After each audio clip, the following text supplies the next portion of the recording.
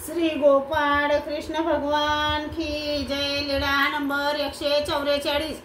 डोडऱ्याला राघव देवाची भेट। राघव देव आणि त्यांच्या गावातील लोकांनी सर्वज्ञ शेंदूरजनला आले असल्याचे ऐकले। नंतर त्यांनी मोठ्या उत्सवाची तयारी केली। सडा समार्जन केले, चौकात रांगोळ्या भरल्या, गुढ्या उभारल्या, सर्वज्ञांकरिता नक्षीदार जाळ्या लावून छत तयार केले। मग सर्वज्ञांना सामोरे आले। एकाच्या मताने दसऱ्याची तयारी होती आणि सर्वज्ञ आले असल्याचे ऐकून तसेच सामोरे आले। सर्वज्ञांना दंडोते घातली, श्रीचरणा लागले आणि राघव देवाने म्हटले, हे काय गोमट देव हो माझा, आपण सांभाळ करतच नाहीत। सर्वज्ञ म्हणाले, हे बघा ना, आम्ही तर तुमच्याकडे आपणहून आलो। त्यांनी सर्वज्ञांवर नक्षीदार कपड्याचे छत धरले, वाजत गाजत सर्वज्ञांना घेऊन आले।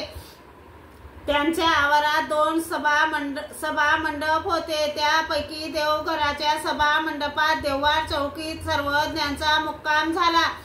अंगाला तेल उठणे लावून आंघोळ झाली। मग सर्वज्ञांना पूजा वसर केला। नंतर सर्वज्ञांचे परिवारासह जेवण झाले। नंतर दुसऱ्या दिवशी सर्वज्ञ निघू लागले तेव्हा राघव देवाने म्हटले, हे काय गोमटे देव हो, आजच कसे जाता?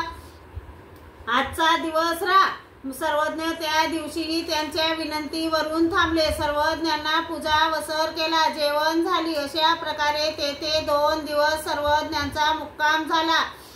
नंतर सर्वज्ञ तेथून निघाले। श्री गोपाळ कृष्ण भगवान की जय।